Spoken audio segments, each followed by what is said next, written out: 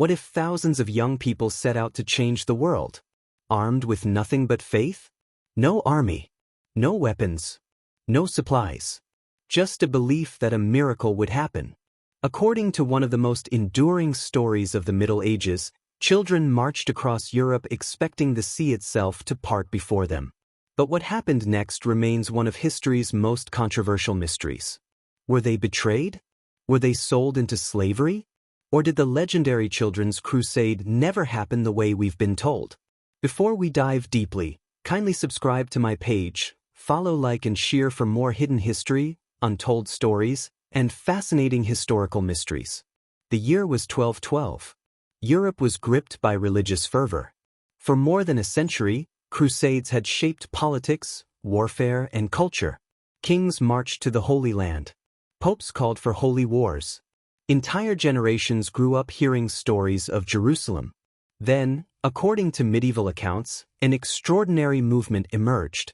Not led by kings, not led by knights, but by ordinary young people. What followed became known as the Children's Crusade. Yet centuries later, historians still debate what really happened. To understand the Children's Crusade, we must understand medieval Europe. The Crusades were more than military campaigns. They were religious missions. Many Christians believed reclaiming Jerusalem was a sacred duty. By 1212, enthusiasm for crusading remained strong. But repeated failures had created frustration. Many people wondered whether professional armies had failed because they lacked true faith. This idea would become central to the story. According to historical sources, a French shepherd boy named Stephen of Cloyes claimed to have received a divine message. Some accounts say he met a mysterious pilgrim. Others suggest he believed Christ had appeared to him. Stephen began preaching. His message spread rapidly. Crowds gathered to hear him speak. Many believed he possessed a special spiritual calling. Soon, thousands were following him. At nearly the same time, another movement appeared in what is now Germany. A young leader named Nicholas reportedly inspired large groups of followers. Like Stephen, Nicholas preached faith and divine guidance. People began marching southward toward Italy. The movement was growing, and it was becoming impossible to ignore. The most shocking claim surrounding the Children's Crusade is one that has echoed for centuries. According to later accounts, thousands believed God would perform a miracle. They expected the Mediterranean Sea to part, just as the Red Sea had parted for Moses. They believed they would walk directly to the Holy Land. The claim sounds unbelievable, but it became one of the most famous elements of the story. Here the mystery begins. Many people assume the Children's Crusade consisted entirely of children. Modern historians are not so sure. Medieval records often use terms that could refer to poor people, wanderers, laborers, or young individuals. The participants may have included teenagers, adults, peasants, the homeless, and religious pilgrims. The image of thousands of small children may be an oversimplification created centuries later. The march itself was extraordinary. Participants crossed mountains, traveled through dangerous terrain, endured hunger and exhaustion. Many had little experience with long-distance travel.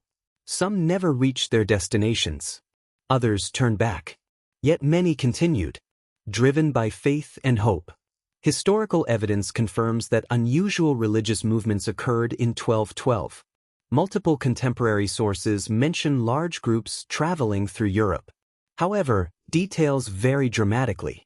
Some chroniclers exaggerated numbers. Others provided conflicting descriptions.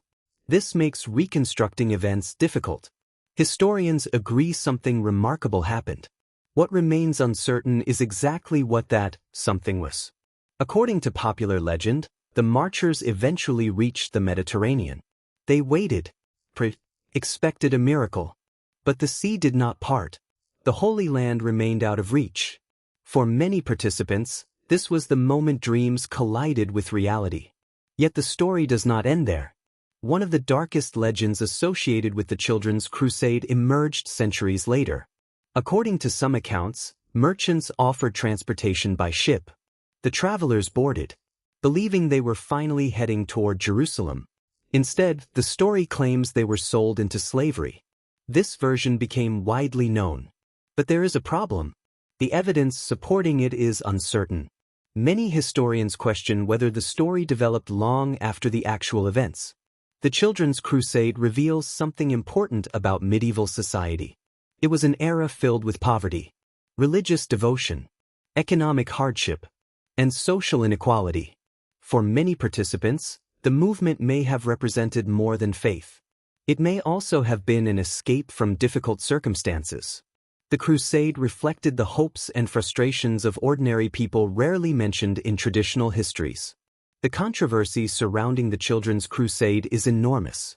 Some scholars argue the traditional story is largely mythical. Others believe it contains a core of historical truth.